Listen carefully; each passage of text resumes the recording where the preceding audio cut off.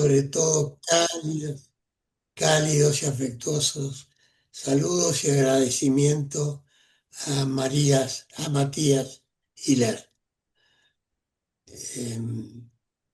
Yo podría hacer una larguísima presentación de Matías, sin ninguna duda, pero quizá prefieras hacerlo tú, Matías, a lo largo de tu charla.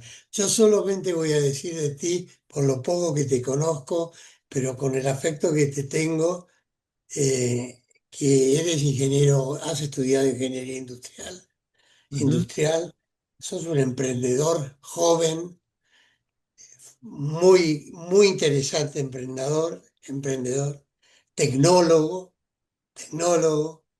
Te vamos a seguir con muchísima atención. Y eres cofundador y CEO de un instituto, ¿no es cierto? En realidad no es tanto un instituto, una fábrica de software que ayudamos a empresas en todo lo que es transformación digital. Pero más de Ok, una vez me han pedido que dé charlas o workshops de este estilo nada, sobre todo dentro de empresas, para contarles un poco cómo pueden aprovechar todas esas tecnologías. es cierto, buenísimo, buenísimo que hayas tomado la iniciativa. Sí, el nombre me acuerdo es que de App Master, ¿sí? Sí, Bueno, con esta breve presentación te dejo la pantalla, ok. digo que vos manejes la reunión y acompañaremos seguramente con muchas preguntas y mucho interés. Así que Ok. gracias por estar con nosotros. Denme unos segundos que me ordene un poco. ¿Se ve bien la pantalla? El- Genial. Bueno, ya me dirá Sergio si te parece, si arrancamos ya nomás. sí, sí, arranquemos con el ritmo que quieras, Ok, con la informalidad o formalidad que elijas y espero que te sientas muy cómodo. Así que bien. arranquemos cuando quieras. Bueno, bienvenidos a todos, buenas noches. Voy a empezar por una confesión. Es, yo llegué de Montevideo hace una hora y media. Estuve 3 días trabajando allá, durmiendo muy poco, porque en los hoteles no termino de dormir tan bien como duermo en casa. Y porque tenía mucho trabajo y además madrugo. Me gusta levantarme a las 5:30 para salir a correr.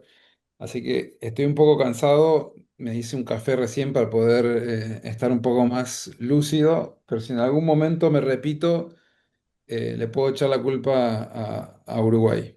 Así que, Muy bien, pero voy a tratar de ser claro, de hablar. Nada, hay muchos temas que vamos a hablar tecnológicos que traté de preparar una presentación apta para no tecnólogos, para poder explicarlo de la forma más sencilla posible, pero la idea de la charla es que de que sea eso, sea una charla, sea una conversación. Ahí seguramente todos tienen ya opiniones formadas sobre lo que es la inteligencia artificial o sospechan algo o tienen algún sentimiento hacia lo que es la inteligencia artificial que quisiera que hoy exploremos un poquito y que ojalá que todo lo que les cuente sirva un poco para entenderlo mejor, ¿no? Vengo a charlar sobre algo que nos afecta a todos, eh, y nada, y vamos a ver que si cambia algo al final de la charla con lo que se llevan y lo que aprenden. Antes de arrancar, me gustaría hacer una especie de censo. A ver si puedo pasar, si me funciona el pase de... Perdón, porque como yo estoy en otra pantalla, acá estamos. A ver si me funciona el censo. Mm, mm, mm, mm. ¿Cómo voy al siguiente diapositiva? Ahí estamos. Bien. Eh, yo había pensado en usar otra herramienta para hacer encuestas y demás, pero después me acordé que en Zoom tenemos el chat. Entonces podemos usar el chat y necesitaría que me contesten una pregunta muy sencilla o muy simple, que es, ¿con qué frecuencia ustedes hoy están usando la inteligencia artificial en su vida diaria? Y como yo estoy mirando la presentación y no puedo mirar el chat, Sergio, te voy a pedir si me das una mano contándome qué es lo que está poniendo, lo que están poniendo en las respuestas. Ok, Sergio, de ¿querés que la acuerdo. lea Sí, yo? Dale. sí, por favor, Isabel, que estás con Ok. mejor pantalla. Adriana Gentile dice a veces. Ujú. Mariana de Marco a veces. Loro Ruela, Huella seguido. Nora Caballero seguido. Eduardo Hiler todos los días. Estela Hiler a veces. Fernando todos los días varias veces. Ok. Yo dije todos los días varias veces. Bien, bueno, déjenme, a todos los que dijeron a veces, les voy a contar que vienen usando la inteligencia artificial muchísimo más de lo que ustedes, ustedes piensan, porque WhatsApp, cuando Netflix, Spotify, todas esas herramientas están usando inteligencia artificial, WhatsApp desde sus comienzos. Cuando uno empezaba a escribir el texto y ya te sugería la palabra que estabas escribiendo, estabas usando inteligencia artificial. Cuando vos le hablabas y te traducía texto, o le hablabas a Siri, o le hablabas a cualquier herramienta para que te, o Alexa, ya estás usando inteligencia artificial. Pasa que hay muchos tipos de inteligencia artificial y bueno, la idea es que vayamos viendo cómo de a poco se fue entrando en nuestras vidas. eh, y bueno, de eso un poco va a ser de lo que vamos a hablar. Entonces, antes de arrancar, les voy a hacer una segunda pregunta, que es lo que me interesa es, sin pensarlo demasiado, simple, escribir una palabra de qué sienten cuando piensan en la inteligencia artificial. Puede ser una emoción, una imagen, lo que sea. Escríbanla directamente en el chat y ahora la leemos para poder tener un pantallazo de dónde estamos hoy.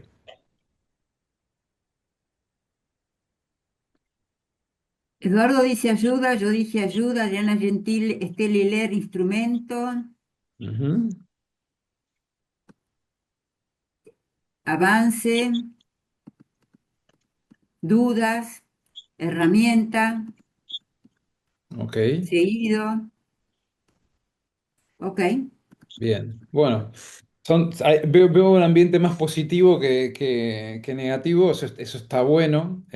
A mí me genera más dudas a veces, y ahí estoy dedicado a esto, pero sí también entiendo que es exactamente eso, es una herramienta. Esa es una de las conclusiones a las que vamos a llegar al final, así que veo que ya la tienen clara, así que no sé si hay algunos con los que quizá vamos a poder terminar la charla más temprano. Pero la realidad es que sí, yo también tuve miedo cuando arranqué, yo tuve mis dudas, pero hasta que cuando lo empecé a entender lo que venía, hoy yo ya sí estoy más tranquilo, no por ignorar el tema, por decir, bueno, ahora ya no es tan importante, sino porque entendí un poco mejor qué es lo que es la IA y eso es un poco lo que vamos a hacer juntos. Pero antes de arrancar... y a modo de presentación, yo sé que Sergio recién comentó un poco algunas de mis credenciales, pero les voy a contar 5 cosas sobre mí para que por lo menos sepan por qué estoy hoy parado acá. La primera es, ay, se me escapó otra vez el cursor para poder pasar la página. Acá. La primera es, yo soy Matías Hilar, como les decía, estoy casado con Natalia, soy el papá de Santi. Y tenemos también otro integrante en la familia que es McCartney, que es nuestro perro. Así que ahí también les doy otra pista sobre la importancia que tiene para mí la música, aunque seguramente si vieron acá mi fondo, ven que tengo un bajo, una guitarra. La música siempre fue algo súper importante para mí. La segunda, que ya lo adelantó Sergio, yo estudié ingeniería industrial, después hice un posgrado en la Universidad de Barcelona y en ESADE. Trabajé 10 años en multinacionales, para Danone, después trabajé para Coca-Cola, para el grupo Marfrig, de los cuales 6 años y medio los trabajé desde España. En pandemia descubrí el amor por el running. Acá estoy terminando estoy en la llegada de la maratón de Roma hace 2 meses. Spoiler alert, no la gané. Pero definitivamente a la velocidad que corro no era el objetivo, pero esa ya fue mi sexta maratón que corrí en los últimos 4 años.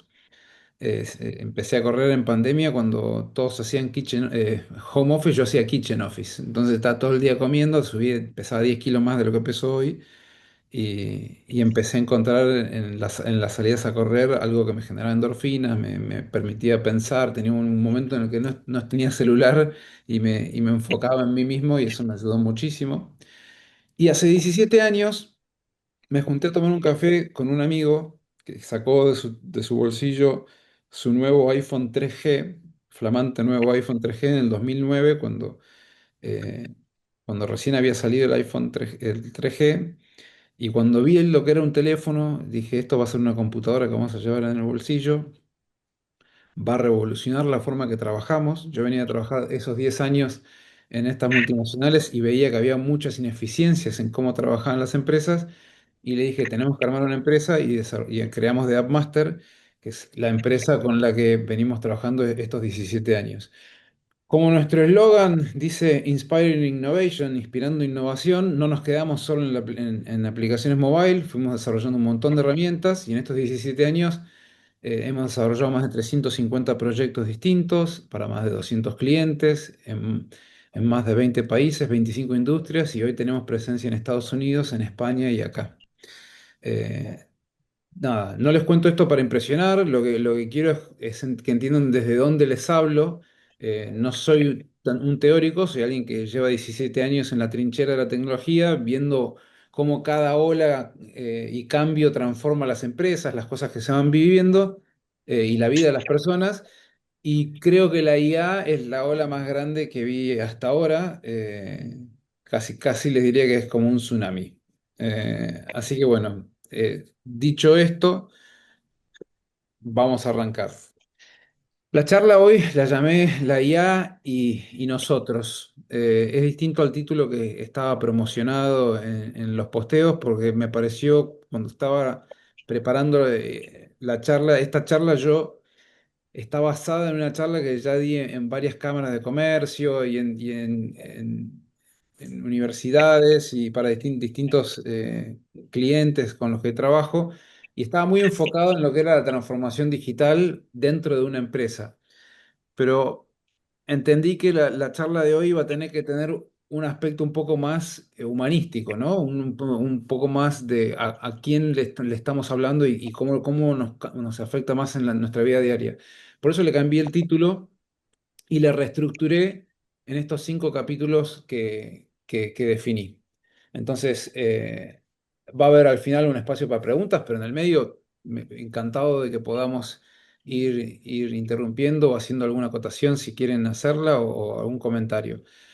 Pero lo primero que vamos a hacer va a ser empezar por lo básico, que es saber qué es lo que es la IA y qué no es la IA. Voy a armar una analogía sencilla como para tratar de explicarlo un poco. Después hablar un poco de la historia de lo que es la IA.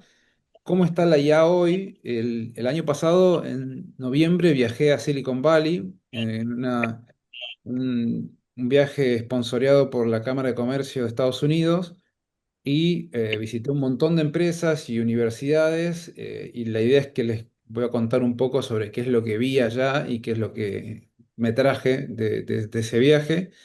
Y finalmente después pasaremos más a una parte más filosófica, ¿no? A algo qué es lo que nos hace humanos frente a la IA y cerrar un poco sobre un impacto concreto que es el trabajo, la educación y la ética eh, vinculadas con la inteligencia artificial.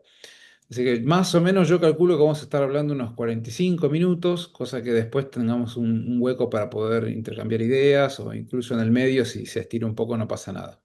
¿Ok? Vamos a arrancar entonces sobre qué es la IA.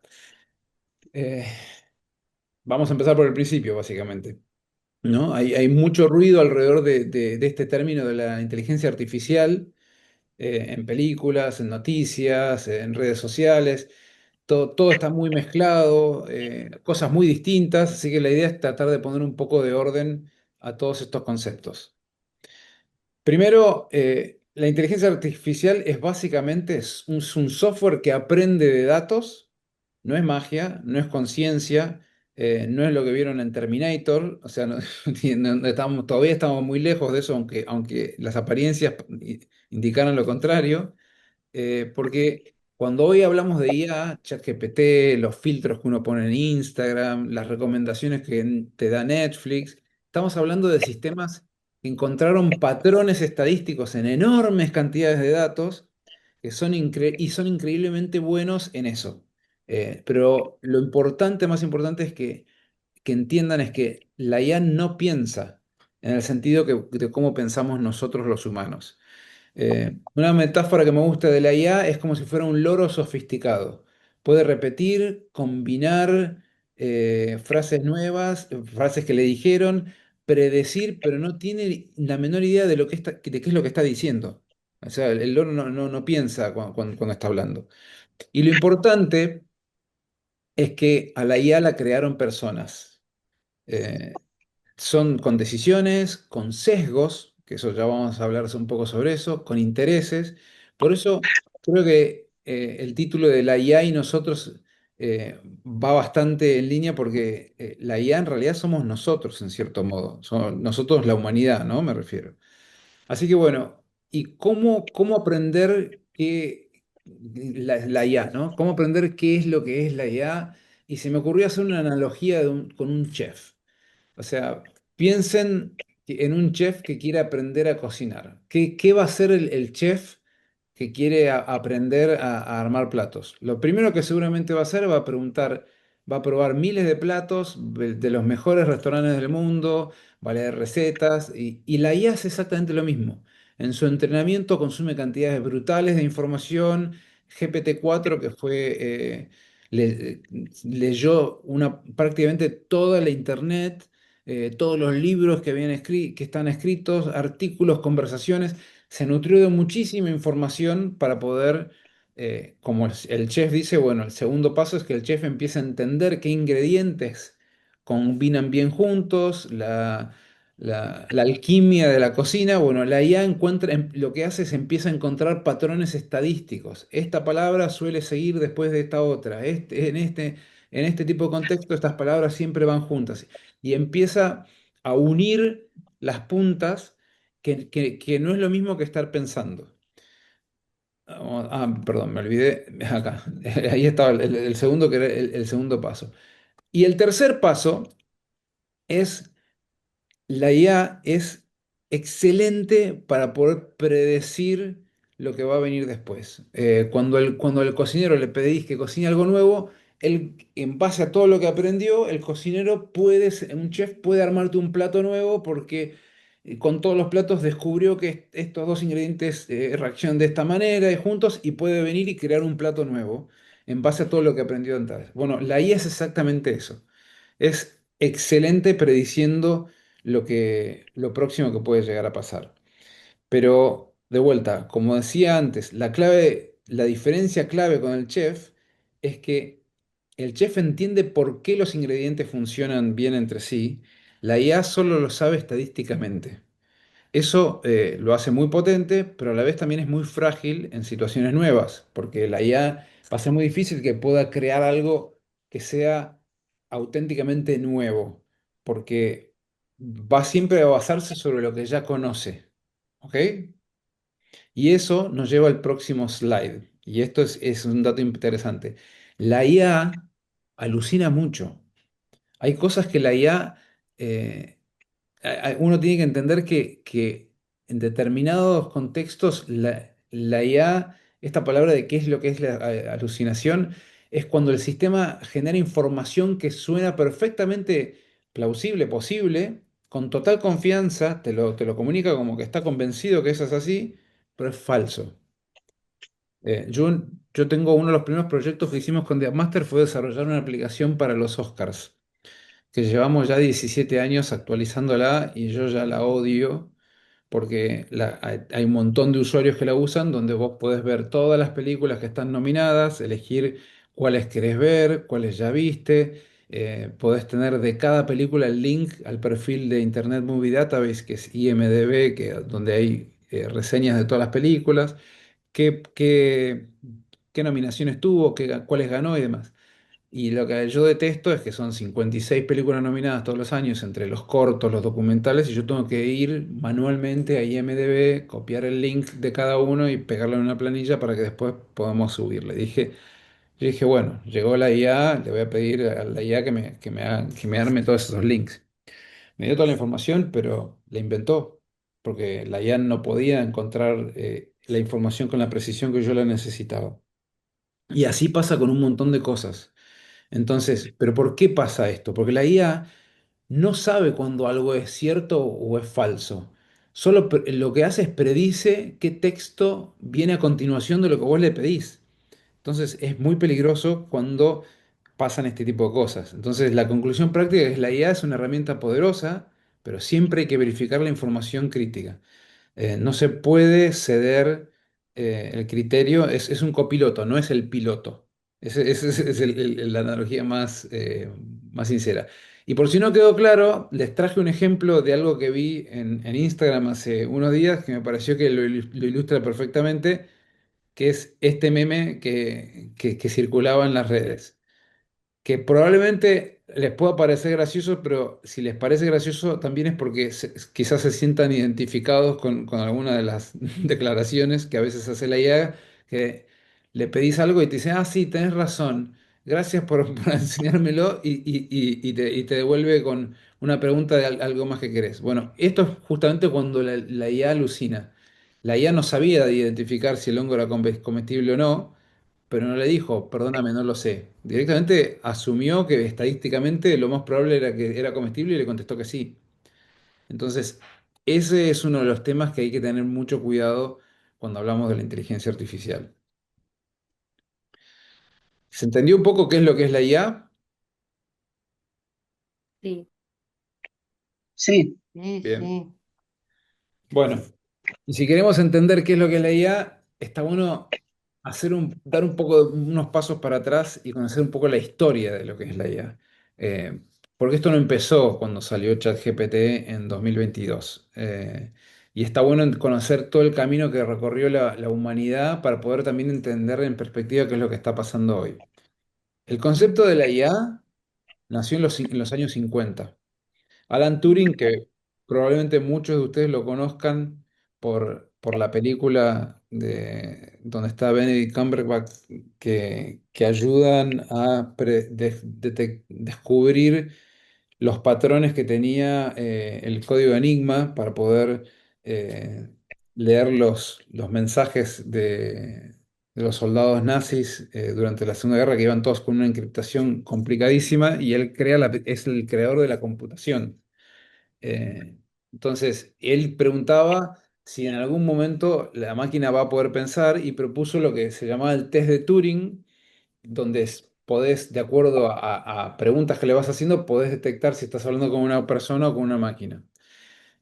Y si no lo podés hacer, entonces quiere decir que la máquina es inteligente.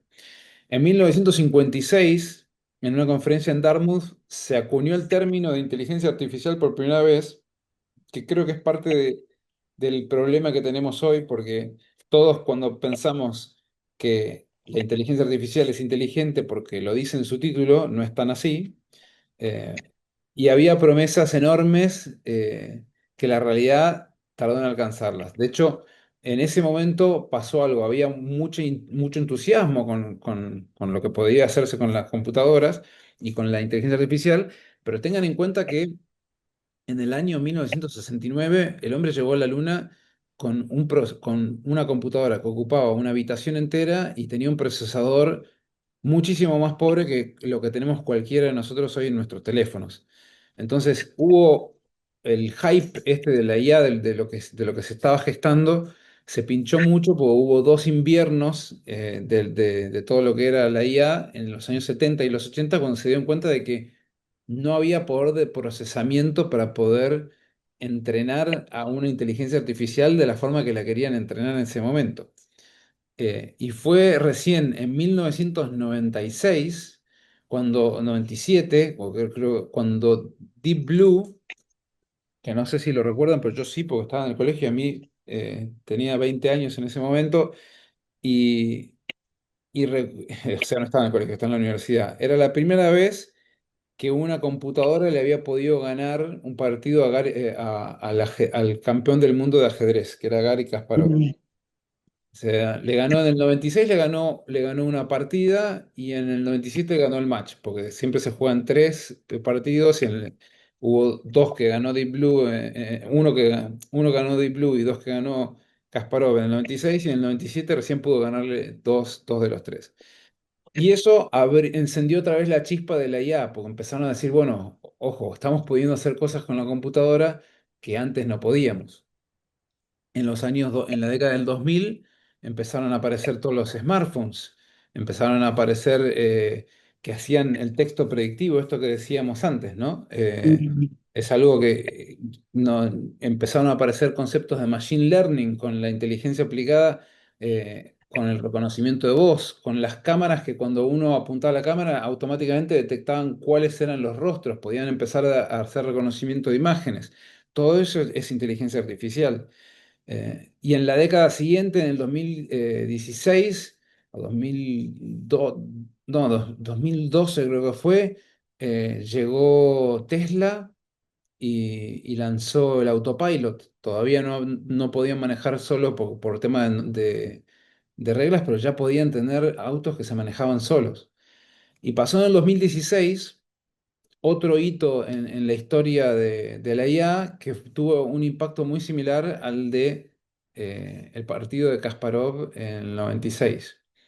Y es ahí el momento bisagra, fue cuando AlphaGo, que era un proyecto de Google, le gana un partido de Go a Lee Sedol, que era el campeón mundial. El Go, es un juego súper complejo, chino, o no sé si es de origen chino o japonés, pero se dice que tiene más combinaciones posibles que átomos en el universo, y la IA lo dominó enseguida y pudo ganarle una partida, le pudo ganar las partidas al campeón mundial. De hecho, hay un documental que pueden ver en YouTube que dura 30 minutos, súper interesante. Ponen AlphaGo y lo van a encontrar, donde aparte muestran que estaba en la computadora jugando contra Lee Sedol y un ejército de programadores, analistas, todos en otra habitación viendo qué es lo que estaba haciendo la computadora. Y se habla mucho del movimiento 37 porque fue un movimiento en que ninguno de todos los expertos entendió por qué la computadora decidió hacer ese movimiento, porque le iba dictando qué movimientos hacer y una persona los iba cambiando. Y ese fue el primer shock real para los expertos porque nadie lo pudo entender, ni siquiera le dice dónde después, pero eso le permitió que después pudiera ganar. Y finalmente, eso encendió la llama y el 30 de noviembre de 2022, ChatGPT se lanza al público con la versión 3.5 y nada volvió a ser lo mismo. Lo del ChatGPT fue algo que nos llevó hoy a estar donde estamos. ¿Y por qué digo que nada sería lo mismo? Porque cuando hablamos de adopción de tecnología, este es el tiempo que tardó cada una de estas plataformas en llegar al millón de usuarios. Netflix tardó 3 años y medio, Facebook 10 meses, Instagram 2 meses y medio, ChatGPT 5 días. De hecho, hay un informe de Reuters que salió hace 2 semanas diciendo que ChatGPT, solo ChatGPT, porque ya no es solamente la única plataforma de inteligencia artificial, tiene más de 1.000 millones de usuarios activos por mes. Es decir, que son más de 20 veces la población de la Argentina. Es bestial. Eh, Everett Rogers tiene una curva que es la curva de Rogers de la adopción de tecnología, que es un sociólogo americano, en el año 64 creo que publicó esto, describió que cómo se adoptan las tecnologías que arrancan siempre lento y tienen un punto de inflexión donde pueden caer en un abismo y desaparecen, o se disparan y avanzan un montón. El teléfono, para que se hagan una idea, tardó 75 años en llegar al 50% de los hogares. Internet tardó 15, pero la IA generativa estamos viendo que es muchísimo más rápido. Aparte está al alcance de todos. Entonces, ¿qué significa esto? Que el tiempo para adaptarse es cada vez más corto que nunca, y no tenemos la opción de esperar a ver qué pasa, porque ya está pasando. El debate es cómo lo vamos a usar nosotros. ¿Ok? ¿Venimos bien? Si no escucho nada, supongo que sí, pero Muy bien. si alguno tiene una Sí, muy bien, pregunta, muy bien. me avisan, por favor. Llegamos al capítulo número 3. Este es el que más me costó armar, Ujú. porque es uno de los que más importa y porque hay tanta información que es casi imposible poder estar al día. Los dos primeros capítulos fueron teóricos y ahora voy a contarles qué es lo que está pasando en este momento y qué es lo que vi con mis propios ojos cuando viajé a Silicon Valley y lo que veo en el día a día con todos los proyectos con los que estoy trabajando y los riesgos reales que tenemos que tener en cuenta. A modo de introducción, algunos números para ubicarnos. Como ya les dije recién, ChatGPT ya tiene más de 1.000 millones de usuarios mensuales activos. Eh, Eso es a menos de 4 años de su lanzamiento. El lanzamiento fue el 30 de noviembre de 2022. O sea, es una barbaridad la velocidad a la que esto ha crecido. McKinsey, que es una consultora mundialmente famosa, dice que el 40% de las argentinas ya incorporaron inteligencia artificial en alguna función. Ese es un dato si no me equivoco, de el 2000, o sea, salió en el 2025 sobre el 2024. Hace poco leí que ya es el 68, como que Argentina está incluso por encima de la media de Latinoamérica. Muchas veces este uso de la inteligencia artificial se da incluso sin que los empleados lo sepan, con los filtros que usa recursos humanos, con las herramientas que se usan para atención al cliente, en el análisis de datos y demás. Goldman Sachs, que es otra consultora, estima que la inteligencia artificial podría agregar 4,4 trillones de dólares en la productividad global mundial. Para ponerlos en perspectiva, el PBI de Alemania es 4 trillones. O sea, estamos hablando de que puede generar más que el PBI de una de las potencias mundiales más importantes. Goldman Sachs también había otro reporte que me comentaba en Silicon Valley de que decían que una de cada 4 tareas de las que hoy hacemos en los próximos 4 años van a estar automatizadas dentro de los trabajos, ¿no? Hay también datos locales de acá de Argentina que dicen que en el año 2024 un tercio de los alumnos usaba la inteligencia artificial para todos los trabajos académicos. Eso, o sea, ya no es futurología, eso es ahora. Y eso es 2024. Yo me arriesgaría a decir que hoy el 80% probablemente ya debe estar consultando la inteligencia artificial para todo lo que sean trabajos. Entonces, no cuento estos números para impresionarlos, los cuento para que quede claro que no es una tendencia, es una transformación estructural de dónde estamos parados. Sí, Isabel. Matías, el estudio de Goldman Sachs decía en base a qué opinaban ellos que la productividad global anual iba a ser esa y que iba a aumentarse. ¿Qué parámetros tomaba? ¿Cómo lo justificaba? Ahora ya vamos a llegar un poco Ok.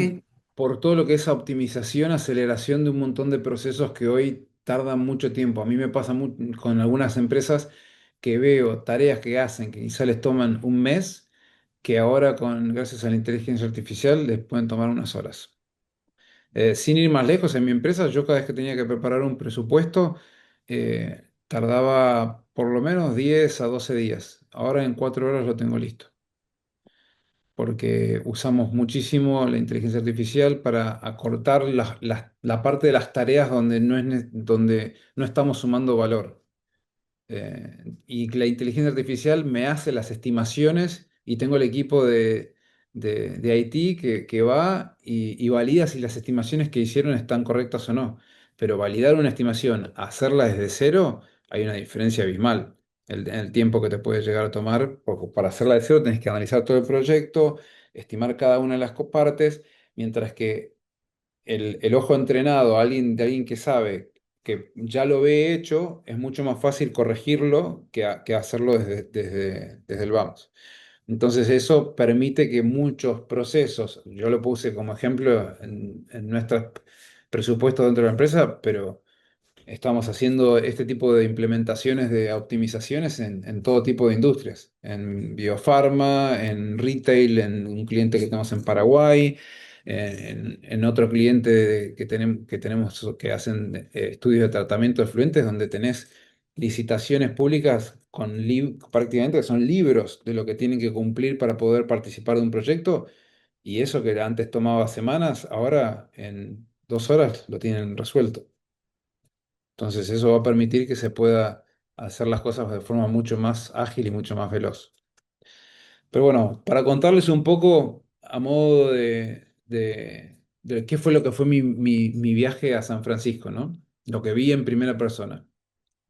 Nosotros en noviembre viajamos, invitados por la Cámara de Comercio de Estados Unidos, eh, y claro, ese es el epicentro de todo lo que es la inteligencia artificial.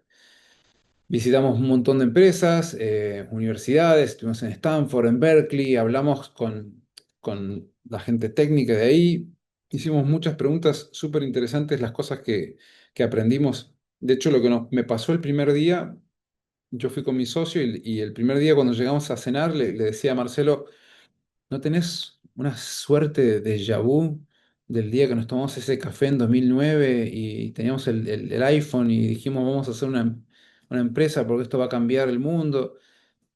Y al tercer día le dije, el déjà vu me parece que era de enero de 2020 cuando escuchamos que había un virus en China y pensábamos que acá no iba a llegar. O sea, me parece que me quedé corto con el déjà vu del teléfono. Así que nada, fue un shock. Incluso me pasó algo muy gracioso que vi, viajé en los Waymo, que son los taxis que se manejan solos. O sea, bajabas la aplicación, te pedías un taxi como si te pidieras un Uber, pero te pasaba a buscar sin conductor. Te subías, te llevaba a donde querías llevar. He visto situaciones donde el Waymo se encontraba, yo estaba arriba del auto sin conductor, le pone música, la que te gusta, pero llegan a atascos y enseguida encuentran la forma de evadir el atasco, un camión de mudanza que estaba haciendo marcha atrás, y dije, nos vamos a morir, y el Waymo lo pudo esquivar perfectamente. Era algo tremendo, súper impresionante. Entonces, claro, la diferencia que yo veo acá es que sobre todo con la anécdota del déjà vu con el teléfono, es que no es un dispositivo, estamos hablando de una herramienta más, la IA está habilitando que todo lo físico dé un salto cualitativo enorme. De hecho, uno de los lugares donde estuvimos, que está acá, que se llama Circuit Lunch, que está ahí abajo, en el logo, es donde crearon uno de los lugares donde trabajan con robots constantemente y había nacido ahí el proyecto de Neo, que yo no sé si están al tanto, pero son robots humanoides que vas a poder tener en tu casa, que te ponen la mesa, te levantan todo, te ordenan, te llenan el lavaplatos, te ayudan cuando venís del supermercado y te acomodan todas las compras en las alacenas, en la heladera, cuando necesitan enchufarse se van y se enchufan solos, o sea. Ahora están los videos porque están por salir las primeras 2.000 unidades, obvio que hay lista de espera, pero vos tenés la opción de comprártelo por $20.000 o de alquilarlo por $500 al mes. Un robot que te hace las quehaceres de la casa 7 días a la semana. Y o sea, vos le decís a qué hora hablas, conversás con el robot, le decís a qué hora querés que esté determinada cosa o a qué hora esté y te lo arma todo. De ahí a que aprenda a cocinar, no falta nada. Aparte, de hecho, puede usar, no sé, la Thermomix, que también es un robot, y hasta puede aprender. ¿Y eso por qué? Lo que nos decía el fundador de Circuit Launch, que es este hub de empresas de robótica, es que todo lo que es la inteligencia artificial aceleró de forma exponencial todo lo que son los avances en la robótica, porque ahora se van a poder hacer muchísimas más cosas que antes no se podían, porque tenés simuladores, porque tenés un montón de temas súper interesantes. Entonces, nada, ¿qué hacemos nosotros con todo esto? Eh, la pregunta más urgente que estamos haciendo en el mundo de la tecnología es qué va a pasar, porque también nosotros empezamos a sentirnos prescindibles en la industria del software. Entonces, de todas las charlas que tuve con los directivos y los ingenieros en todas estas empresas, yo me volví de Silicon Valley con tres premisas que para mí son las más importantes y son las características que toda la gente debería tener frente a lo que se viene ahora con toda la inteligencia artificial.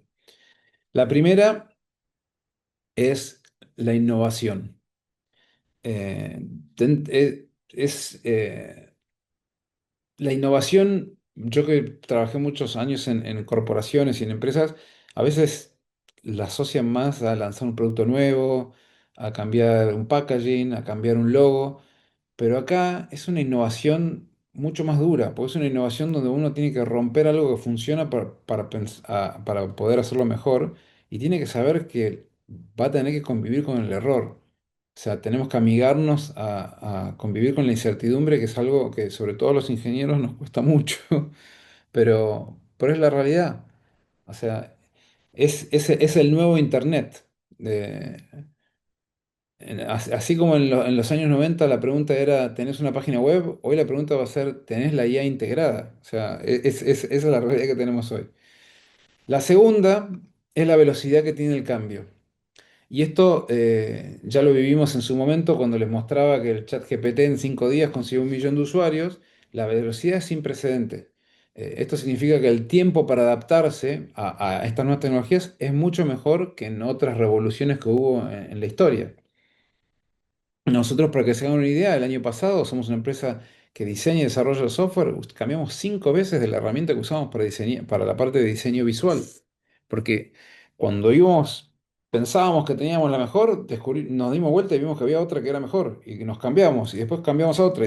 Y uno tiene que tener la mente abierta porque la velocidad de mejora es muy vertiginosa. Yo me acuerdo en los 90 cuando salía el Windows 95 y después salía Windows 10, y yo, pero pará, yo recién estoy aprendiendo, un año después, yo recién estoy aprendiendo a usar el Windows 10, el 95, y ahora me sale el nuevo Windows y la gente decía, no, no, no lo voy a comprar porque no hay un cambio tan drástico como para que valga la pena cambiarme de Windows.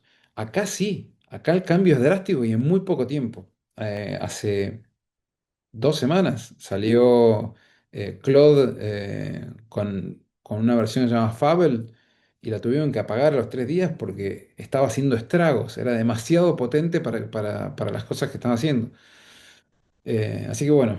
Y la tercera, que es a veces la más subvalorada, que es tener datos no es lo mismo que tener información. Muchas veces uno le da un montón de datos o las empresas tienen montañas de datos, pero no tienen la capacidad de convertirlos en decisiones porque la IA necesita que le des la información estructurada. Sí. Hay una frase que es garbage in, garbage out. O sea, entra basura, sale basura. No hace magia. Si nosotros no le da la información que necesita, no va a poder trabajar. Entonces, nada, eso le va a dar la capacidad para poder actuar sobre él. Estas son las tres premisas claras que veo que hoy tenemos que tener como para poder estar surfeando la ola de la IA. Y después hay 3 riesgos que veo que es importante que tengamos que conocer. O sea, seamos honestos sobre los riesgos, porque hay mucho hype, se habla mucho, tenés a la gente hablando de la inteligencia artificial, que es pero la realidad es que hay cosas que son reales y parte del antídoto es conocer bien qué es lo que puede salir mal. La primera es la de los sesgos. Eh, Nada, esto está heredado de los datos que había en Internet, de los datos. Entonces, si el mundo histórico fue injusto, la IA va a aprender sobre ese mundo injusto. O sea, Amazon tuvo un caso donde tuvo que desactivar un sistema de inteligencia artificial para contratar gente porque había aprendido que cuando llegaban los CVs, priorizaba a todos los hombres porque históricamente la gente programadora eran ingenieros hombres, entonces a las mujeres no las tenía en cuenta, porque era un sesgo histórico que tenían y lo tuvieron que desactivar, porque esa fue la forma que había aprendido. Después tenemos la parte de la veracidad, ya hablamos de las alucinaciones. Pero para que quede claro, no es que sea un bug que lo van a poder resolver. Es parte de cómo funcionan estos sistemas. No es que después va a dejar de alucinar. Siempre es importantísimo verificar la información crítica que a uno le dan. Después tenemos otro tema que es la seguridad. Y este sí es uno de los más peligrosos. Los deepfakes y el phishing personalizado son reales. O sea, en 2024 hubo un caso en Hong Kong de un empleado financiero de una firma británica que se llama Arup, que le transfirió alrededor de 25 millones de dólares a una cuenta cuando participó en una videollamada que parecía legítima con el CFO y otros ejecutivos de la empresa, donde le dieron esa indicación y eran todos creados por inteligencia artificial. Entonces, esas personas no estaban en la llamada, a ver, pero la persona no tenía forma de poder saberlo. Eh, hace, y sin irme a Hong Kong y a casos tan extremos como esto, se filtra hoy muchísima información privada. En una charla que tuve con un director de una tecnológica hace 3 semanas, él me decía, uno de nuestros clientes, que es una clínica de fertilización acá en Argentina, estaba preocupadísimo porque eh, se había filtrado información porque una de las personas de contabilidad había subido unas planillas de Excel con el balance de lo que habían facturado durante todo el año anterior y las proyecciones de lo que querían hacer y las ganancias que iban a tener en los próximos años y las había subido a ChatGPT para que se las mejorara o para que chequeara las fórmulas usando una cuenta gratuita. Y cuando uno usa una cuenta gratuita, la información que uno sube pasa a ser pública y la mayoría de los usuarios no lo sabe. Y cuando hablo de la mayoría, hablo de muchísimos, porque de acuerdo a números que publicó OpenAI, que es la empresa dueña de ChatGPT, el 95% de la gente que usa ChatGPT no paga, no tiene una cuenta paga. O sea, de los 1.000 millones de usuarios activos mensuales que tiene ChatGPT, hay 950 millones de usuarios que le dan información gratis que a veces es confidencial, contratos, un montón de cosas. Entonces, es importante que tengamos en cuenta eso. Y después hay riesgos estructurales, que esto también va a abrir un debate sobre la parte más nociva que tiene la inteligencia artificial, que es qué va a pasar. Entrenar un modelo como GPT-4, ya van por el 5 en ChatGPT, tiene un costo energético enorme. Se habla que Microsoft en Iowa consumió el equivalente a 11 piletas olímpicas de agua para refrigerar los data centers eh, cuando estaban implementando una herramienta de inteligencia artificial. Eh, ahí, cuando estábamos en Verizon, para los que no conocen, es una empresa de telecomunicaciones de las más grandes del mundo que ellos llevan internet a todo el planeta. Por fibra óptica, por un montón de- de cañerías que van por abajo del océano, es una cosa impresionante.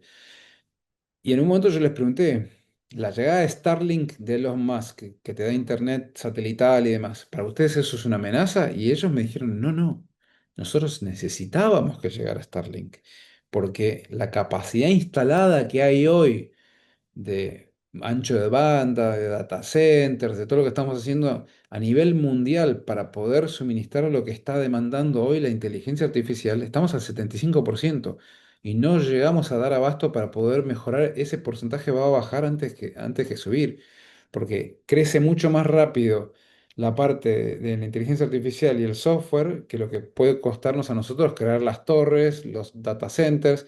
En California había un proyecto de invertir 500 billones de dólares en crear data centers. Por eso también hablaban en ese momento de que los podían venir a crear en la Patagonia, porque la Patagonia tiene clima más frío, entonces ahí se requiere menos energía para poder enfriarlos. Tenés acceso a la energía y vas a tener más con vaca muerta. Entonces era una de las charlas iba por ese lado. El segundo riesgo estructural es la inempleabilidad de la gente. Y esto no es para alarmarlos, se van a perder un montón de puestos de trabajo. O sea, yo sin ir más lejos, antes contrataba a una persona que me creaba contenido dentro de la empresa y ahora el contenido, gran parte lo tenemos, usamos inteligencia artificial para crearlo, para corregirlo, y siempre con el criterio de la persona de marketing que lo puede ir revisar, acomodar, cambiar, pero nos resolvió gran parte del problema. O sea, y así como teníamos esos puestos, va a haber muchos más. No hace falta contratar hoy quizás traductores, porque salvo que necesites una traducción oficial con algún sello de validación, hay muchas cosas que ya en internet las puedes conseguir. Entonces, ¿qué va a pasar? No es que la IA nos va a reemplazar, sino que van a dejar de existir algunos puestos y van a crearse un montón de puestos más que antes no existían. Entonces, el problema de la inempleabilidad es que va a haber mucha gente que no va a poder tener la capacidad de aprender la inteligencia artificial como para poder continuar con sus nuevas tareas o sus nuevos trabajos con esas herramientas. Entonces, eso sí abre un debate importante para, nada, para pensar, ¿no? Y el tercero, los riesgos estructurales, es que creo que esto va a terminar decantando en que va a haber una concentración muy grande de poder en pocas empresas que van a ser las que van a sobrevivir a todo esto. Porque si estamos hablando de que se necesitan 500 billones de dólares para poder armar data centers en San Francisco hablaban de que el trabajo del futuro era ser plomero o electricista, porque Google tiene un plan para entrenar a 500.000 electricistas porque no tienen electricistas y necesitan ese tipo de conocimientos para poder armar todos los data centers y todo lo que necesitan armar. Eh, nada, es... lo que va a pasar es que muchas de las empresas que hay hoy que usan inteligencia artificial van a terminar sucumbiendo, pues no van a poder sobrevivir porque hoy por $20 al mes uno no paga, no cubre el costo de las inversiones de todo lo que se necesita en infraestructura. Entonces yo creo que es muy probable que de acá a 1 o 2 años el costo que va a tener el uso de la inteligencia artificial va a subir mucho, pero ya vamos a ser muy dependientes de usarla porque no podemos darnos el lujo de no tenerla. Y eso es un dilema importante para también pensar y debatir, ¿no? ¿Cómo se va a poder hacer? Evidentemente lo que necesitamos es regulación, es voces diversas en la mesa y que se pueda tener claro que con cómo hacemos para que esto esté disponible para todos y no para algunos. Así que bueno, eso es un poco el pantallazo de donde veo la inteligencia artificial hoy. Y acá ya pasamos de la parte teórica a la parte práctica. Y ahora viene otra parte que es bastante interesante, que es más la filosófica, ¿no? Que según mi parecer, ¿por qué la IA nos fuerza a hacernos preguntas? Porque la realidad es, la IA hoy nos está forzando a hacer preguntas que nunca nos habíamos hecho. ¿Qué es lo que nos hace únicamente humanos? ¿Qué puede hacer la IA que nosotros también hacemos? ¿Y qué es lo que no puede hacer la IA o no va a hacer nunca? Eh, Así que bueno, ahí... Acá creo que siendo ingeniero, Sergio, quizá vos vas a poder tener una visión y vas a poder hacer un aporte más interesante que el que voy a poder hacer yo. Pero allá vamos, me voy a tratar de animar. Empecemos primero por qué es lo que la IA hace bien. Eh, la realidad es que, siendo honestos, la IA es increíblemente poderosa en ciertas cosas que yo creo que los humanos ya no vamos a poder hacer jamás al nivel que lo hacen ellos. Primero, procesar información. Hay sistemas de inteligencia artificial que hoy detectan ciertos tipos de cáncer con más precisión que radiólogos humanos expertos. No porque entiendan medicina, es porque analizaron millones y millones y millones de imágenes y pueden detectar hasta los más mínimos cambios o patrones que puedan llegar a decir que alguien quizás está gestando un cáncer que todavía no se ve. O sea, a nivel procesamiento de información es bestial. reconocen patrones. DeepMind, que es una IA de Google, predijo la estructura 3D de casi todas las proteínas conocidas. Era un problema que los científicos llevaban décadas intentando resolver y esta IA fue y lo pudo resolver. O sea que el reconocimiento de patrones es bestial. Todo lo que son traducciones, lo mencioné recién.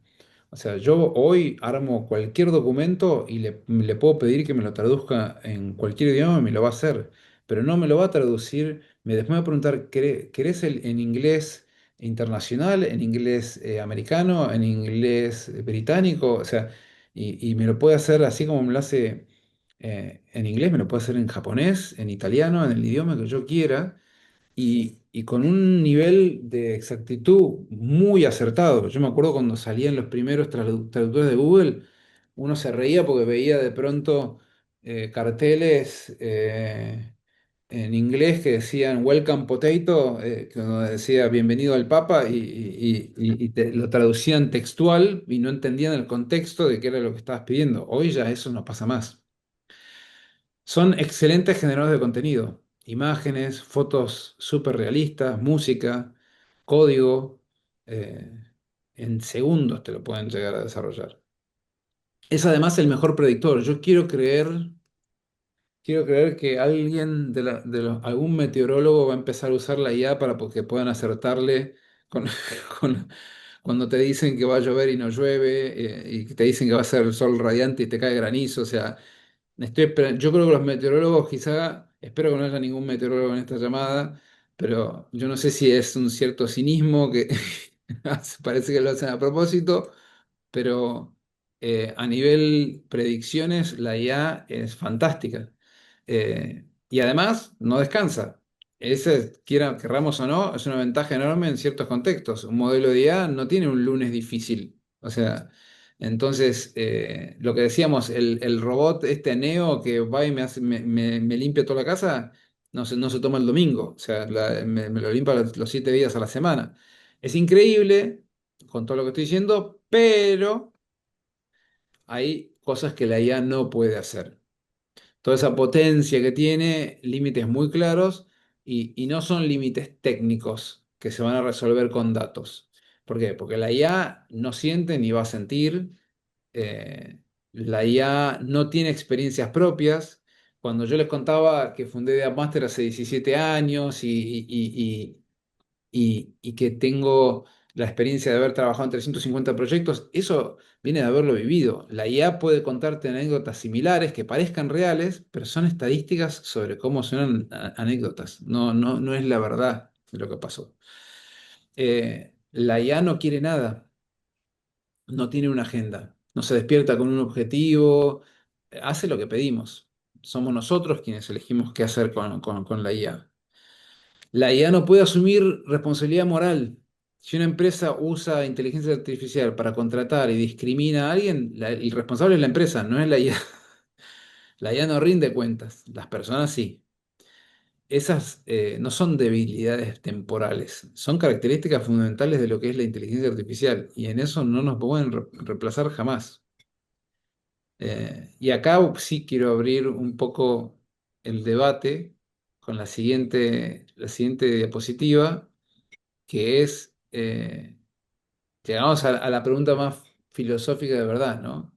Para quienes estudiaron humanidades, este quizás es más su territorio que el mío, pero a mí me percibe una pregunta que es si la IA escribe un poema que a mí me emociona y me hace llorar, o el guión de una película, o una banda sonora que... ¿Importa que la IA no haya sentido nada cuando lo escribió? Porque hay distintas corrientes. Hay quienes dicen que no importa, que el arte es lo que produce en el receptor, no en el creador. Otros que sí importa, que el arte es la comunicación de una experiencia humana, y si no hay experiencia, no hay arte real. Eh, no sé qué opinan. Me interesa escuchar porque esta es una pregunta que cada tanto pienso y no sé qué opinarán el resto. Depende quién lo recibe, bueno, perdón, O depende sea quién lo que recibe, ¿no? Depende de quién lo Eh, recibe, no de quién lo crea. exacto. Porque es tan bueno. Yo he hecho eso. Yo he Mm, escrito una carta a un amigo y después le pregunté a ChatGPT, que pago, que es el ChatGPT 4, y digo, ¿me podés mejorar esto? Porque realmente le está sufriendo mucho y no sé qué. El resultado es algo que parece humano. mm. Y tú, seguramente, como vos lo conoces, emocionó a esta persona al que se lo mandé. Y yo solamente escribí los conceptos. Él rellenó todo el asunto. Lo que pasa es que, como dices tú, ha leído tanto, pone los patrones tan rápido y te forma una cosa que para ti también es posible hacerlo, pero es mucho más difícil. Eso es mi experiencia, ¿no? Sergio, que vi que levantaste la mano. Sí, gracias.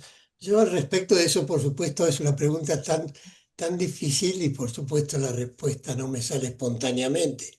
Pero Mm, en base a mi experiencia y a lo que he estudiado, lo primero que me sale decir es que la inteligencia artificial no me emociona. Soy yo que me emociono con lo que escribe la inteligencia artificial, ¿no?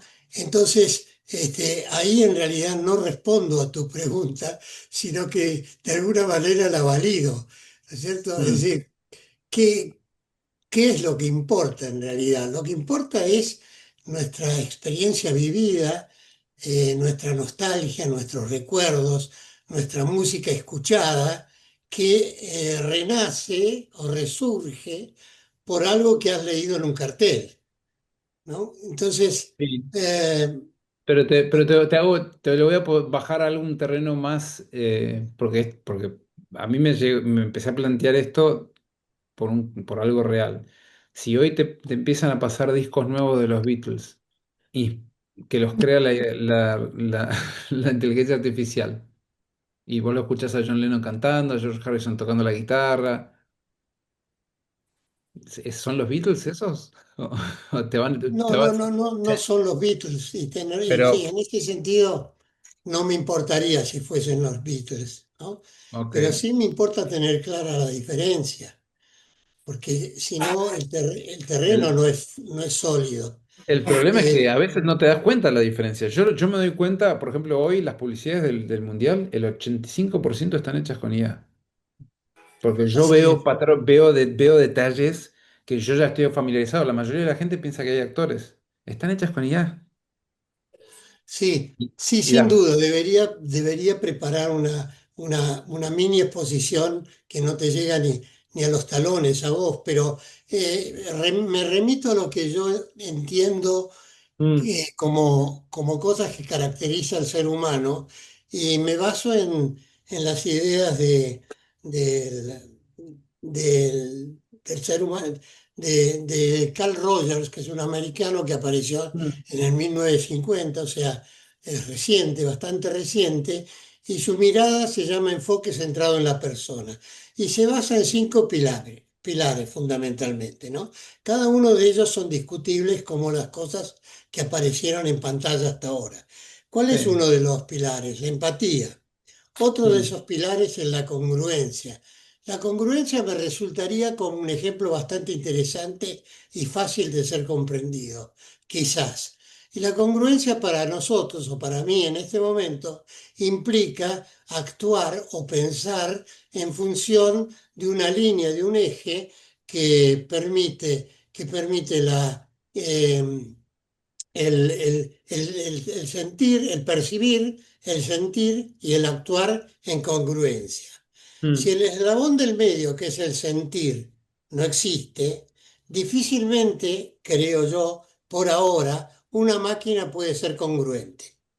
Y la congruencia, si quieren, para hacerlo quizás más fácil, es casi sinónimo de autenticidad, de genuinidad, ¿no? Entonces ahí mm, hay una posibilidad de meterse y discutir un poco más el asunto.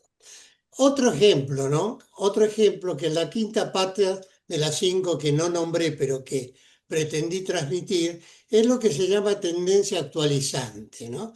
Para el ser humano, tendencia actualizante es la búsqueda de lo que te hace feliz o de la bienaventuranza, de lo que querés alcanzar, ¿cierto?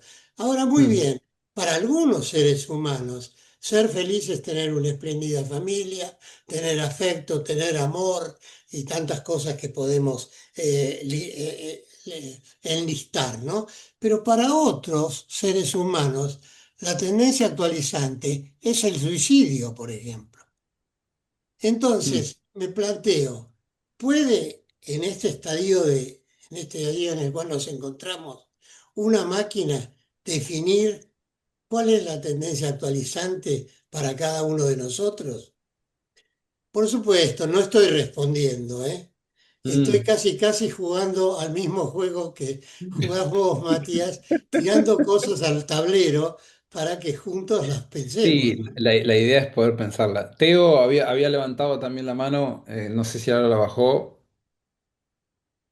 Sí, gracias. No, la bajé porque o sea, me fui con lo que dijo Sergio, pero me quedé con un comentario de Fernando de la carta que le escribió a su amigo y que Mm, se la pidió a la IA que la mejore y que él dice se emocionó con la carta, digo, pero ¿se emocionó por el contenido o porque se la había escrito Fernando, digamos, ¿no? Si la mm, carta se le hubiese escrito la IA, ¿hubiese sucedido lo mismo? Como que me quedé ahí, como, ¿qué ah, hubiera pasado en el amigo de Fernando si hubiera sabido que no la escribió? Bueno, en este caso sí fueron juntos, ¿no? Como creo que la escribieron en conjunto con la IA. Mi amigo Mm.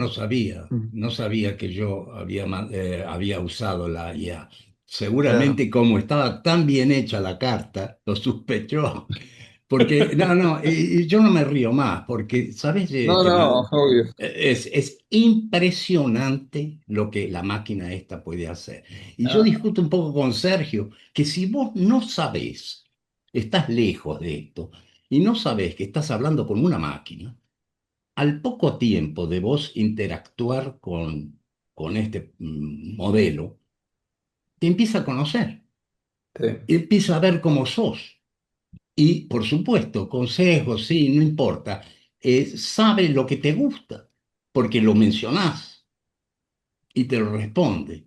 Es, Sí, impre- y te puede sugerir cosas que te gustan porque de vuelta leyó y aprendió sobre quizá 20 millones de personas que tenían situaciones o vivencias similares a las que vos le fuiste contando y enseguida predijo que lo que te puede gustar es, no sé, el helado de crema menta granizada, porque veía un patrón en todos los demás. Pero eso no es ser inteligente, eso no es inteligencia como la conocemos nosotros los humanos. Eso es lo que hace la inteligencia artificial, pero no está pensando, está asociando puntos. Y eso, Pero ese es una... hay ciertas cosas, si yo me permito decirte, y vos lo Sí. sabés, yo soy programador de computadores hace mucho tiempo. Se Mm, acabó. Se acabó. Te digo sinceramente, yo quiero hacer un programa para escribir cheques y que me diga 99, 99, $999.99, por ejemplo, ¿ok? Basta decirle esto a ChatGPT. Ah, y quiero programar en Python, porque ese es el lenguaje que uso. Se acabó. En 2 segundos me hace el coso, lo pruebo y si hay un pequeño error es facilísimo corregir. Eso lo debes usar vos seguro, porque yo es lo uso impresionante. mucho, es tremendo. Lo que a nosotros nos pasaba que, igual no me quiero ir para el lado técnico porque si no se empiezan a bajar todos de la cual. Porque ahí puedo quedar hablando horas. Pero recorta mucho los tiempos, pero hay una mentalidad que tiene quizá el que trabajó en software durante mucho tiempo que todavía ChatGPT no la tiene. Porque de vuelta, el criterio no lo podés pasar no lo puedes delegar, la responsabilidad sigue siendo tuya. Entonces, cuando vos le pedís desde tu ignorancia, una persona quiere programar una aplicación, le va a pedir que le programe la aplicación con el camino feliz. No tiene en cuenta contingencias, no tiene en cuenta regulaciones, no tiene en cuenta focos de seguridad. Hay muchas cosas que todavía hoy necesitamos un poco de la cabeza humana y sobre todo de poder preparar la información que le vas a dar para que la interprete correctamente. Lo que decíamos antes, tener datos no es lo mismo que tener información. Eso es un skill que vamos a tener que empezar a desarrollar de cómo ser más precisos con la información, cómo la vamos a dar y se la vamos a alimentar. Miguel había levantado también la mano recién, no sé si la bajó. Los No, voy agarrando a gracias. todos cuando se están yendo. Gracias, muy interesante todo lo que decís. No, yo quería hacer una acotación ahora y otra más tarde con un tema que seguramente vos vas a hablar, que Sí, son las implicancias que está teniendo la IA desde el punto de vista de la utilización y manipulación de información. Pero lo uf, que me quería referir es respecto al arte, es decir, esto es una percepción personal de cada uno, si te gusta lo que produce la IA como un texto, por ejemplo, o un poema.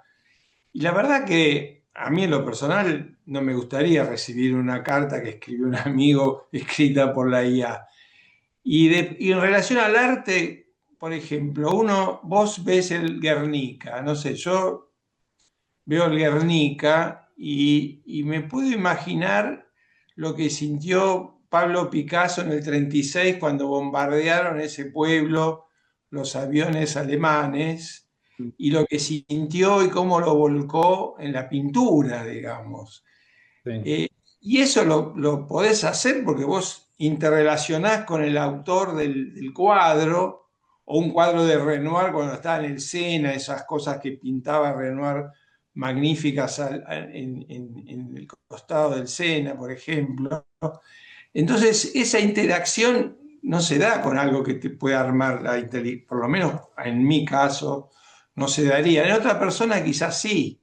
O sea, como en todo lo humano es totalmente, digamos, personal lo que uno siente con la IA. Y yo la uso bastante. Yo tengo también la IA paga y la mm, uso en historia, en algún trabajo que tengo que hacer. Le he puesto una serie de características, le he pedido que no me mienta, que si no lo sabe, que diga que no lo sabe. No sé sí. si eso Eso sirve, ayuda. pero le he dado algunas instrucciones a ella como para que no me versee, digamos. No sé Mm. si es plausible eso o no. Por ejemplo, esa era una pregunta que te quería decir. Si vos Se le decís que puede. no me inventes si no sabés, ¿respeta o no? Yo lo que le digo es, si no tenés las fuentes para poder confirmarme lo que te estoy diciendo, no me diga, no, Claro. no me lo digas. Ahora, el problema es que a veces, como viene la mano, las fuentes también van a ser dudosas, de dudosa procedencia, porque hay mucho que se escribe y se pone. Les pongo un ejemplo muy sencillo. El MIT publicó un reporte hace 3, 4 meses donde decía que el 95% de las inversiones en inteligencia artificial de las empresas no tenían un retorno probado, medido, perdón. Empezaron a hacer la libre interpretación de qué quería decir eso. Y empezaron a hablar de que el 95% de las inversiones daban pérdidas. Después empezaron a hablar lo fueron cada vez yendo peor. Hace 10 días fui a un webinar y me bajé a los 5 minutos porque empezaron diciendo el MIT informó que 95 de cada 100 proyectos de inteligencia artificial fracasan. Y el MIT nunca dijo eso. El MIT lo que dijo es que el 95% de las inversiones no tienen un retorno medido, porque es lo mismo, la realidad es que si vos le das a tu equipo licencias pagas de ChatGPT, por decir algo, y las usan para mejorar la redacción de los correos o los contratos y demás, nadie está midiendo el impacto que tiene eso. Y tampoco nadie está midiendo el impacto cualitativo que tiene en la calidad de las cosas que pueden hacer con Nano Banana, creando imágenes con Gemini o con presentaciones que pueden armar con Claude. Nadie está midiendo eso. Entonces lo que ellos decían es, no lo estamos midiendo, no que no funcionan o que tienen retorno negativo. Nadie está midiendo tampoco el uso de WhatsApp, el retorno del uso de WhatsApp en las empresas o el uso de smartphones. Son herramientas o el email. son herramientas que uno ya está usando y ya las incorporó en muchos casos en la vida diaria, pero claro, hoy lo buscas por internet, lo del MIT, yo lo leí, es un reporte de 45 páginas, súper interesante, pues habla de un montón de otras cosas, pero hay muchísimas publicaciones por todos lados que dicen que el MIT dijo que fracasaban y como son tantas, si vos le preguntás a ChatGPT, a lo mejor ChatGPT te contesta que sí, que fracasaron, porque las fuentes que consultó, de hecho Infobae sacó una publicación sobre esto y después por suerte me escribieron a mí una publicación donde yo desmentía lo que había leído en Infobae sobre en la interpretación de este documento del MIT. Entonces, incluso citando las fuentes es complicado. Así que nada, nosotros cuando trabajamos con empresas, con agentes, lo que hacemos es, no le decimos buscar las fuentes. Yo le digo, me vas a contestar en base a todos estos documentos que te estoy dando acá, estos PDFs con los procesos de la empresa, con las legislaciones. Y si querés buscarlo en internet, tenés que buscarlo solo en esta página, porque yo sé que esta es una fuente fidedigna donde vos podés buscar en esta, yo le hago la curaduría de dónde puede buscar la información. Porque si le dejo la canilla abierta, no hay certeza de que no vaya a tener esas alucinaciones de las que hablábamos antes. Porque la inteligencia artificial no sabe si lo que te está diciendo es verdad o no. Ellos simplemente juntan información y lo presentan. Eh, sí, Edgardo. No, bueno, a raíz de lo que comentó Fernando sobre la carta esta para su amigo, Mm, yo en el 2008 tuve un episodio de salud bastante complicado, fui paciente de Fundaleu y en el 2009 es, estoy vivo, ¿no? No se preocupen. A los- eh, en el 2009 Fundaleu me pidió un testimonio y cada tanto hay gente que me llama por teléfono porque está ahí el teléfono y demás. Y hubo una llamada hace relativamente poco de una persona que me agradecía por la carta que le había escrito, esto y todo más, y que le había ayudado mucho. Y cuando terminaba me dice, además lo que más me emocionó de la carta es que como, si la escribiste en el 2009, no la escribió la inteligencia artificial. Me pareció increíble que el tipo consideraba que a lo mejor la carta la había escrito la inteligencia artificial y que eso le daba más autenticidad, ¿no? Por eso mm. cuando hablamos del arte, del Guernica o cualquier cuadro y qué sé yo, digo, bueno, eventualmente la inteligencia artificial puede llegar a hacer obras que nos emocionen y tal vez sea un error nuestro emocionarnos porque lo estamos pensando al artista, cómo pintaba, cómo escribía y todo más, y en realidad es una acumulación de información, como vos decís. Mm. Un cuento también que tiene que ver con esto, muy cortito.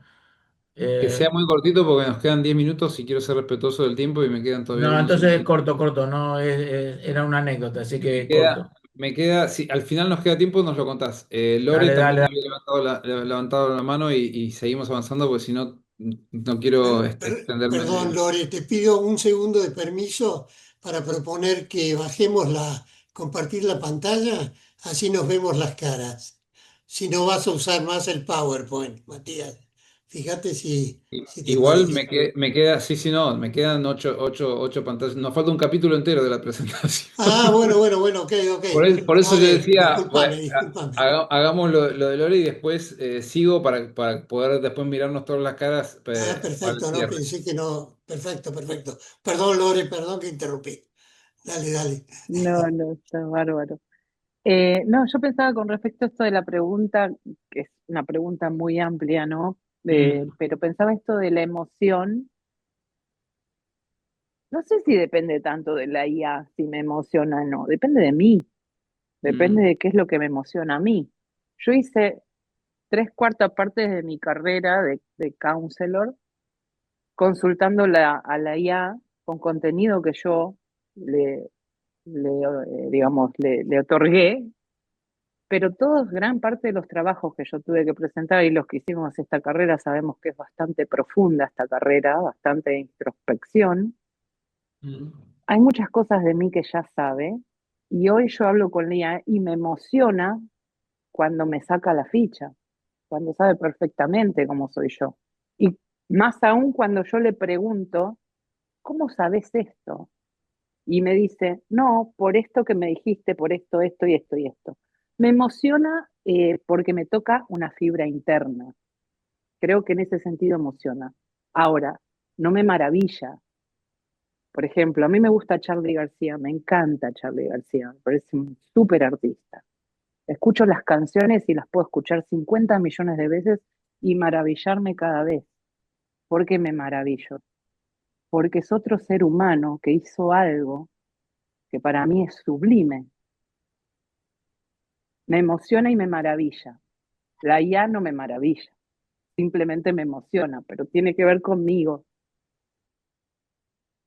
Bueno, me parece bien. Creo que hubo un poco de un montón de puntos de vista distintos y está buenísimo. A mí personalmente, lejos de sentir que es algo amenazante, es algo que también me fascina, ¿no? Las cosas que se ven, de repente escuchás a Freddie Mercury cantando un tango o a Charly García cantando una canción de los Beatles en inglés y está hecho con inteligencia artificial. Suena igual. Entonces es algo que empezás a dudar de tu sombra, pero bueno. Nada, es algo con lo que vamos a estar conviviendo porque llegó para quedarse. Tenía una pregunta para hacer, tipo encuesta, pero yo creo que creen que la IA nunca va a poder hacer, pero creo que recién ya hablamos un montón y quisiera poder saltar, me lo voy a saltar si me dan permiso, porque quiero ver el último capítulo que es el impacto que tiene la inteligencia artificial.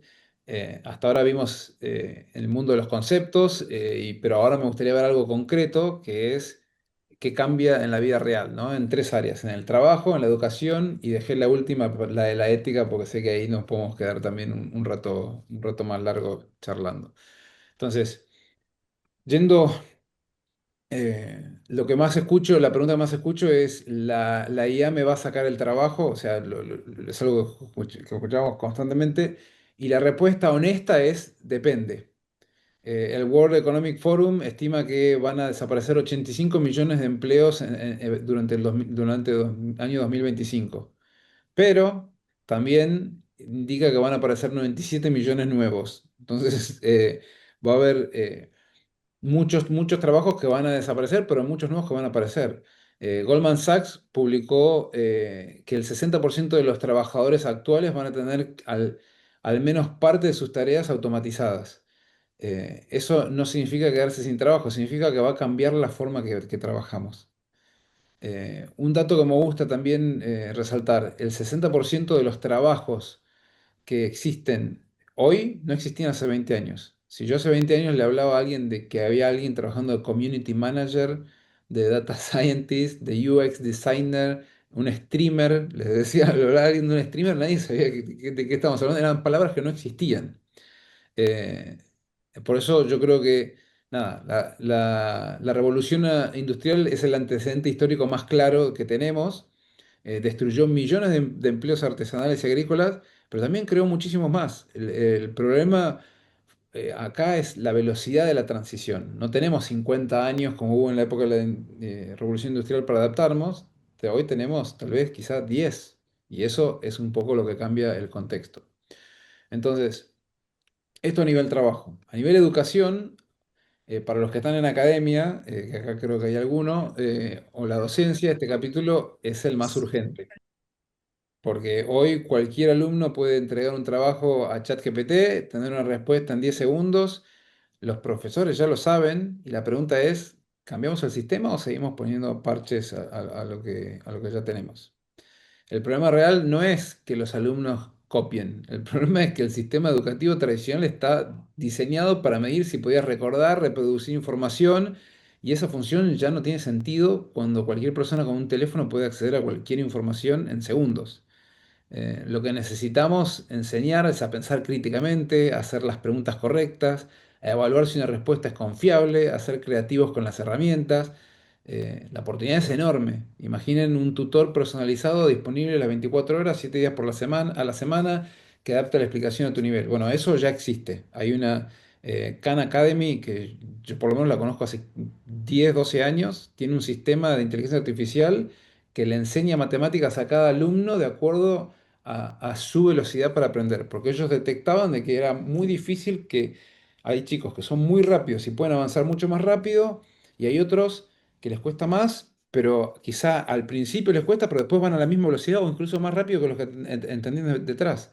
Entonces, Khan Academy, que está en internet, crearon justamente eso, para todo lo que son ciencias, a poder enseñarles a cada chico de acuerdo a la velocidad con la que aprenden. No queremos alumnos que usen la IA para no pensar. O sea, lo que queremos es que usen la IA para pensar mejor. Eh, Nada, es algo que me llama la atención. Sé que ahí, Miguel, creo que levantaste la mano un segundo, no sé si ahora la bajaste.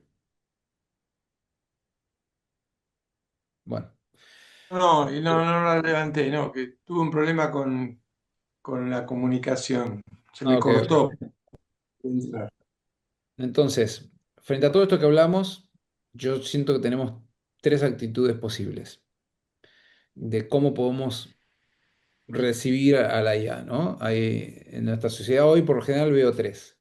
La primera es ignorarlo. Esto no es para mí, es una moda, entiendo ese impulso, pero sinceramente la avestruz que esconde la cabeza bajo la tierra tiene un problema. La realidad avanza, aunque tenga la cabeza bajo la tierra, afuera las cosas siguen pasando. Y en 5 años una persona que no sepa trabajar con IA va a estar en la misma altura, misma posición de alguien que en el año 2000 no sabía usar Internet. O sea, es algo que va a formar parte de cómo vamos a trabajar. La segunda es dejarse llevar, decir, bueno, le vamos a pasar todo a la IA, que ella decida, que ella piense, y eso también es riesgoso. Habrán escuchado el caso de abogado en Estados Unidos que usando ChatGPT presentó no sé cuántos fallos para poder presentar más casos, y para presentar los casos en Estados Unidos usan mucho lo que es la jurisprudencia. Bueno, el ChatGPT le inventó 3 casos que no existían. O sea, y el juez terminó sancionando. Y el problema no fue la IA, el problema fue haber delegado el pensamiento crítico que tenía que hacer el abogado. No podemos delegar el criterio, eso es fundamental. Y la tercera, que para mí es la que les propongo, por eso la puse en verde, subliminalmente quería llegarla, es apropiarse de lo que es la inteligencia artificial, entender que es una herramienta, que era lo que decían algunos al principio de todo, y con eso me quemaron el final de la presentación. Saber cuándo usarla y cuándo no. Mantener el criterio, tu voz, tu responsabilidad. Usar la inteligencia artificial para ampliar lo que podés hacer, no para reemplazar lo que sos. Creo que esa es la postura que las personas que van a prosperar en el nuevo contexto les va a ir mejor. Y a modo de conclusión, y después si quieren dejamos, ya estamos cumpliendo la hora, pero dejamos unos minutos por si alguno más quiere compartir algo. Eh, para cerrar, yo quiero dejarles 3 ideas que creo que son el corazón un poco a nivel conclusión de lo que vimos. La primera es que la IA es inevitable. No es para asustar, lo digo simplemente para listo, liberemos. Es inevitable, la discusión no es si la aceptamos o no, la discusión es cómo la vamos a ajustar, y ahí tenemos mucho que decir. La segunda es que la IA nos revela también quiénes somos como humanidad, porque los sesgos que tiene la IA son sesgos que hablan un poco sobre nosotros, ¿no? Es un espejo incómodo de cómo somos como humanidad, y las cosas que aprendió por analizar el contexto histórico. Y el tercero y el más importante para mí es que la IA es una herramienta, que era lo que decíamos antes. Nosotros somos los que elegimos qué hacemos con ella, para quién la construimos, cómo la regulamos, qué valores le ponemos adentro. Esa responsabilidad es completamente humana, no podemos delegarla. Eh, Así que bueno, eso es un poco, eh, me gustaría poder, si después de esta charla me pueden dejar en el chat, si repetimos la pregunta del principio, con qué palabras salís de acá sobre la IA y nosotros, si hay algo que aprendieron, algo nuevo que les resuena, que les quedó resonando sobre lo que hablamos. Eh, Nada, me parece que puede ser interesante a modo de cierre. Y acá sí, Sergio, si querés, dejo de compartir la pantalla y ya se los dejo. Y desde ya, después, Sergio, te paso la presentación por si querés hacerla llegar o si alguien la quiere, que te la pueda pedir. Bueno, yo aprovecho esta invitación que me haces porque realmente la palabra que se me ocurrió es desafío, ¿no? Pero quisiera ir un poco más allá y realmente le agregaría una otra palabra, admiración, porque realmente, Matías, yo no te conozco mucho, ¿no? Pero percibo que la mayoría de tus conferencias o de tus charlas o de tus exposiciones se acercan muchísimo más a lo técnico, a la tecnología. Y no puedo Sí. dejar de decirte que te admiro enormemente, porque has sabido no acercarte, sino a penetrar tanto en lo humanístico y acercar y adaptarte al público, ¿no? A los que estamos aquí. Realmente estoy sorprendido, muy agradablemente sorprendido y muy Ay, agradecido, porque te confieso a nivel genuinidad que tu presentación la voy a usar más de una vez y, y sin decir a quién se la debo, pero la voy a adaptar cada vez más a esto que me apasiona y que es la razón de mi vida en este momento, y es seguir adquiriendo e incorporando conocimientos, no solo Mm, de la inteligencia artificial, sino ver cómo se puede enredar o enroscar la inteligencia artificial con el ser humano, ¿no? Así que mm. con eso realmente eh, te debo mucho, siento que te agradezco muchísimo. Mariana había levantado la mano, no sé si... Sí, Celia. Perdón Adelante. que no pueda prender la máquina, la cámara. Solamente una pregunta cortita. ¿Hay algún Dale. sitio más confiable que otro? Por ejemplo, Cloud más confiable que Mira, ChatGPT o no? yo los uso todos, pero Ah, para ok, distintas cosas. Y perfecto. Depende para qué. a veces le pregunto algo a uno y le voy y le hago la misma pregunta al otro a ver si hay diferencias. O lo que me contesta uno le digo, ¿esto es verdad? Y le contesto, le pregunto al otro y ahí voy, es mi forma de validar algunas de las cosas que me dicen. Pero hay algunas cosas puntuales donde yo creo que algunas plataformas son mejores que las otras. Ya lo mencioné antes, Gemini de Google, para mí Sí. tiene un motor de creación de imágenes que supera lejos a cualquier otro. Vos hablas con Gemini y le activás para crear imágenes y ellos usan un motor que se llama Nano Banana que te arma imágenes. Un amigo me hizo el chiste cuando fui a ver a Bryan Adams, me saqué una selfie con mi mujer y a los 3 minutos me mandó una foto que estábamos abrazando a Bryan Adams en el medio y la posteé en Instagram y todo el mundo estaba convencido que me había encontrado con Bryan Adams a sacar la foto porque era igual, era igual. Y la hizo en 2 segundos usando Sí, sí, sí, sí. esto. Entonces, y después para todo lo que es información, a mí me gustaba mucho una que se llamaba... Ay, la tengo, estoy tan cansado que ya, ya no me puedo acordar los nombres de las herramientas. Pero hay un Perplexity. Perplexity es una herramienta donde vos le haces consultas y todas las preguntas te cita la fuente. Es algo Ah, que de hecho ChatGPT empezó a incorporar citar fuentes porque se le iba a la gente con Perplexity cuando ChatGPT inventaba. Ahora, ujú, para todo lo que es conversacional, a mí me gusta mucho ChatGPT. Yo este verano leí, porque salía la película, leí Cumbres Borrascosas en inglés, que era un libro que tenía pendiente de leer, y eso en inglés es re difícil de entender el libro. Hay, hay algunos libros que no son tan fáciles.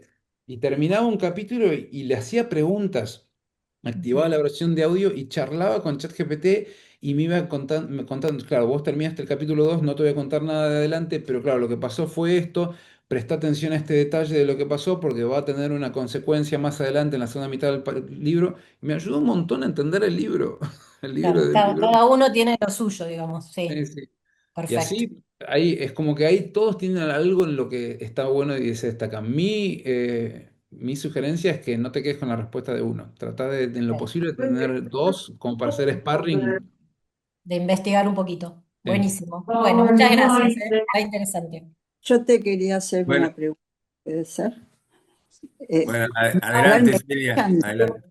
Mira, vos hablaste de que, creo, por lo menos anoté algo así como que no puede la inteligencia artificial generar información crítica. Vos, en ese sentido, ¿a qué te referís? Que las respuestas que ella da son copias textuales, no críticas, y ahí entraría la acción del humano. No, yo me imagino que puede hacer cosas críticas porque tiene una capacidad de análisis más grande que por cualquier humano. O sea, en medicina es tremendo lo que puede lograr que los humanos no pudieron. De hecho, lo que decía, generó la impresión 3D de todo, de las proteínas, que era algo que los científicos estaban desde décadas tratando de resolver. Y lo pudo hacer. Exagero si les digo que nunca había leído algo tan emotivo como la carta que ya te mandé. Me acaba de explicar. Ah, pues. Hay un audio que se está cruzando, que no sé si es alguien preguntando algo. Así que bueno, no sé si eso responde la pregunta sobre la información crítica. Genial. Charlie, Sergio, yo te quería... Bueno, Matías, ahí simplemente y en homenaje al tiempo, bueno, eh, que aparte juega España-Uruguay, no me quiero perder. sí, no te preocupes que estamos igual. Bueno, agradecerte, siguiendo la línea que también decía Sergio en cuanto al desafío. Mm, Y me llevo como palabra así de aprendizaje esto de la integración, ¿no? De poder integrarlo y amigarnos en lugar de hacerlo del avestruz, como decía. Así que mm. para mí una charla espectacular y gracias totales por eso. No, por favor. Miguel, No, yo le quería, lo que me queda pendiente como tema y que quizás pueda ser motivo de otra charla tuya, es el tema de la regulación de la IA o la no regulación de la IA, que tiene que ver con, digamos, una cantidad de aspectos básicamente éticos de la sociedad humana.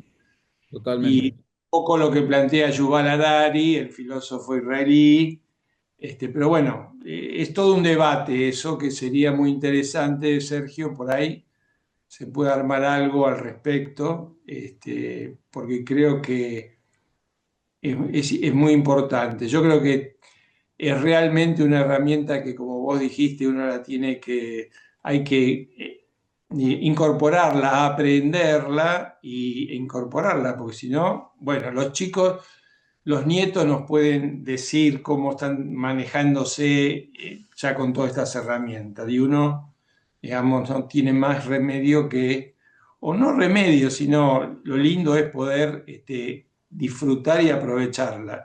Y está Mm. este tema que creo que, bueno, por ahí se puede armar algo, pero bueno, eso lo decidirá Sergio. Gracias, te agradezco mucho tu No, por presentación. favor. Fernando, Y Matías, te agradezco muchísimo la charla. Te iba a hacer una última pregunta dale.